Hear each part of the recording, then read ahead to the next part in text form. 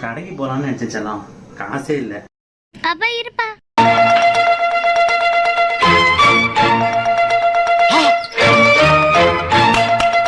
இல்லப்பா, என் உதவில இருக்க காசை நீ ஏத்துக்கப்பா.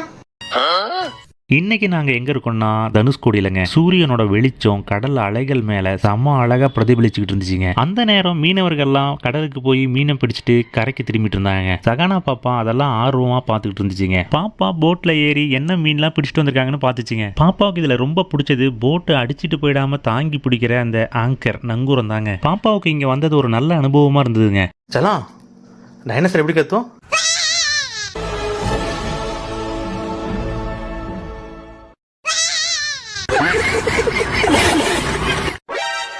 செல்லம், இதை வாங்கி கீழே வை.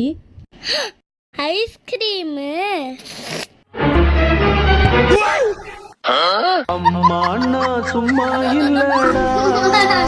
விட்ட ஸ்கூல் லீவுக்கு என்னை எங்கேயாச்சும் கூட்டிட்டு போங்கன்னு பாப்பா சொல்ல ஒரு நாள் ஃபுல்லா குடும்பமா உட்காந்து யோசிச்சு போன இடம் தாங்க போட் ஹவுஸ். ஸ்பீட் போட்ல இந்த தடவை போலான்னு சொல்லிட்டு ததக்க புத்தக்குன்னு அதில் இறங்கி ஏறி உட்காந்து இப்படியோ வண்டி எடுத்துட்டாங்க.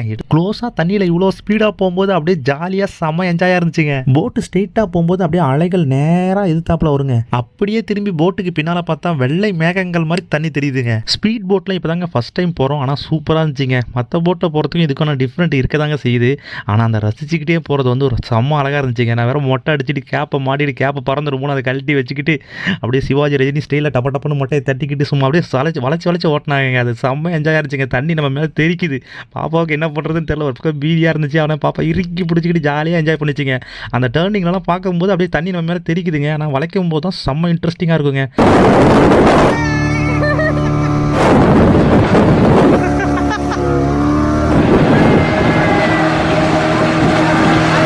உண்மையாலுமே இந்த ரைடு செம்ம ஹாப்பியாக இருந்துச்சுங்க. வெளியே போகணும், ஆனால் நிழலான இடத்துக்காக போகணும்னு பாப்பா சொல்ல சரி வாடான்னு கூப்பிட்டு போன இடம் தாங்க சென்னையில் இருக்கக்கூடிய முதலை பண்ணை. ஃபர்ஸ்ட் உள்ள போய் பார்த்தா கொமோடோ டிராகன் சொல்லிட்டு ஒரு டிராகன் உள்ளுக்குள்ள நடந்துட்டு இருந்துச்சுங்க. பார்க்கவே நாக்க நீட்டிக்கிட்டு ரொம்ப பயங்கரமா சூப்பராக இருந்துச்சுங்க. குழந்தைங்களுக்கு செம ஹாப்பியாக இருக்குங்க அதை பார்க்கும்போது. அடுத்து போய் பார்த்தா முதலைங்கெல்லாம் குடுகுடுன்னு தண்ணியில இருந்து மேலே வந்துட்டு இருக்குங்க. அப்பா செம்ம அழகா கியூட்டா இருந்துச்சுங்க. பார்த்த உடனே பயந்துட்டோம். பாப்பாலாம் அங்க பார்ப்பா எப்படி நடந்து வருது வேக வேகமா அப்படின்னுச்சுங்க. அடுத்து அதை விட பயங்கரமா ஒரு முதலையை பார்த்தாங்க. சும்மா தண்ணி தொட்டிக்குள்ள அழகா கண்ணாடியில போட்டு வச்சிருந்தாங்க. அது கிட்டத்தட்ட 12 அடிக்கு மேல இருக்குங்க. அழகா தண்ணிக்கு மேல வந்து அப்பப்போ சுவாசிச்சுட்டு போயிட்டு இருந்துச்சுங்க. அந்த முதலை கூட 2 ஆமை ஃப்ரெண்ட்ஸ் வேற இருந்தாங்க. அவங்களும் ஜாலியா நீந்திட்டு இருந்தாங்க. அடுத்ததா போய் பார்த்தது அதை விட சூப்பருங்க.